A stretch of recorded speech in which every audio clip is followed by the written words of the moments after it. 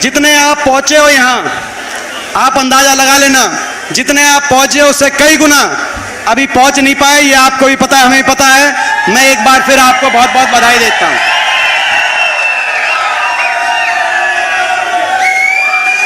क्योंकि जब हम इनसे लड़ रहे हैं, बीजेपी से लड़ रहे हैं, सत्ता से लड़ रहे हैं, इनके पास बहुत कुछ है। इनके पास दिल्ली में भी सरकार है, इनके पास चंडीगढ़ में भी सरकार है, इनके पास बीजेपी भी है, इनके पास जेजेपी भी है।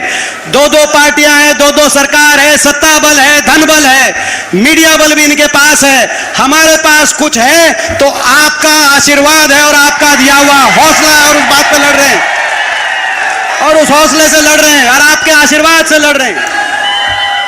आज 9-9.5 साल के बाद हरियाणा प्रदेश को विकास की पटरी से उतारने वाली सरकार, हरियाणा प्रदेश के भविष्य को चौपट करने वाली सरकार से लड़ रहे हैं।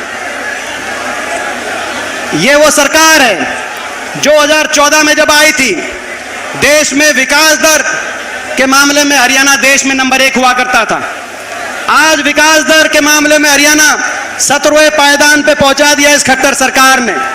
जब यह सरकार आई उस समय केवल विकास दर ही नहीं, विकास से जुड़े हुए बहुत से मापदंडों में, निवेश दर में देश में नंबर 1 पे था। 2012-13 में सबसे ज्यादा निवेश, इन्वेस्टमेंट। आज की रिपोर्ट है, आरबीआई की रिपोर्ट इंडियन एक्सप्रेस में, कि निवेश दर में हरियाणा देश में सबसे पीछे। कितने दुर्भाग्य की बात है।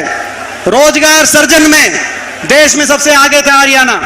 आज बेरोजगारी में खट्टर सरकार ने हरियाणा को देश में नंबर 1 अगर बनाने का काम किया, तो बेरोजगारी में हर घर में एक नौजवान बेरोजगार, बेरोजगारों की फौज खड़ी कर दी। ना निवेश हुआ, ना इन्वेस्टमेंट हुआ, ना निजी क्षेत्र के अंदर रोजगार, ना सरकारी नौकरी।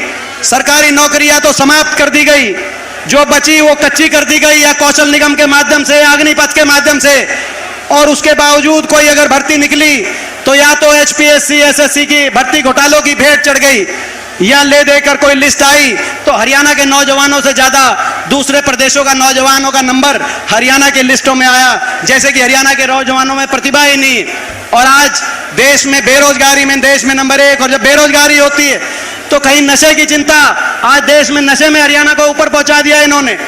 कहीं अपराध की चिंता, कहीं घर बार अपना सब कुछ बेच के विदेशों की तरफ हमारा नौजवान अपना भविष्य खोज रहा है। जहां जिन शहरों के अंदर कोचिंग सेंटर हुआ करते थे, आज उन शहरों में कोचिंग सेंटर से ज्यादा विदेश में भेजने के एलिट केंद्र बन गए हैं। ऐसी स्थिति आज हरियाणा के अंदर।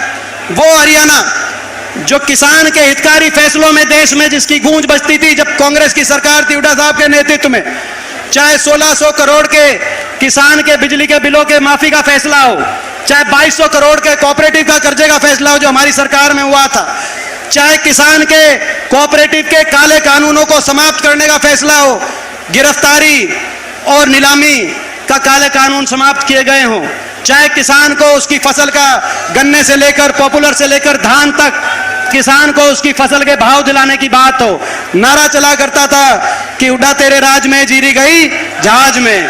और आज वो प्रदेश जो किसान के हितकारी फैसलों में जिसका उदाहरण देश में दिया जाता था, चाहे भूमि अधिग्रहण कानून की बात हो, आज वो प्रदेश किसान अत्याचार का देश में पर्यायवाची बन गया है। अगर किसान आंदोलन में कहीं पुलिस का प्रयोग किया गया बारी बारी, एक प्रदेश में कहीं लाठीचार्ज, कहीं पानी की बौछारों के निशाने पे लिया गया, तो कहीं बैरिकेड लगाए गए। 750 एक साल तक किसान बैठा रहा, 750 किसानों के जान कुर्बान हो गई, 750 घरों के चूल्हे बंद हो गए। और अगर एक सरकार थी जिसके मुख्यमंत्री से लेकर सभी मंत्री एक स्वर में किसान का तिरस्कार कर रहे थे, और एक पार्टी थी देश की सरकार से लेकर और प्रदेश की सरकार तक हर व्यक्ति की जबान पे जिस पार्टी सत्ताधारी लोगों के किसान के लिए अपमान था, तो वो बीजेपी पार्टी थी और हरियाणा सरकार थी। आज किसान अत्याचार में खट्टर सरकार ने देश में नंबर 1 बना दिया। वो प्रदेश जो 2014 से पहले गरीब की कल्याणकारी योजनाओं में जिसका जिक्र देश में आता था, इंदिरा जी के समय 100-100 गज के प्लॉट कटे थे देश में, उसके बाद किसी प्रदेश ने, किसी सरकार ने 100 गज के प्लॉट का काटने का काम नहीं किया। अगर हुआ तो हरियाणा में एससी वर्ग के हमारे भाई, बैकवर्ड के हमारे भाई, 4 लाख परिवारों को 100-100 गज के प्लॉट दिलाने का काम कांग्रेस की हुड्डा सरकार ने हरियाणा में करके दिलाने का काम। चाहे 100 गज के प्लॉटों की बात हो, चाहे प्रियदर्शनी इंदिरा आवास योजना में 3.5 लाख मकान बनवाने की बात हो, चाहे 20 लाख गरीब घर के बच्चों को स्कूल के अंदर वजीफा दिलाने की बात हो, चाहे पीने के पानी की टूटी टंकी देने की बात हो, चाहे राशन डिपो पे तेल चीनी दाल के साथ अच्छी क्वालिटी के अनाज की बात हो, जो प्रदेश गरीब कल्याण में चाहे बड़े बुजुर्गों को और हर वर्ग को देश में सबसे ज्यादा पेंशन देने की बात हो, जो प्रदेश गरीब कल्याण में देश में नंबर 1 हुआ करता था 2014 से पहले, वो आज महंगाई में नंबर 1 बन गया। हर घर का बजट बिगाड़ दिया इन्होंने।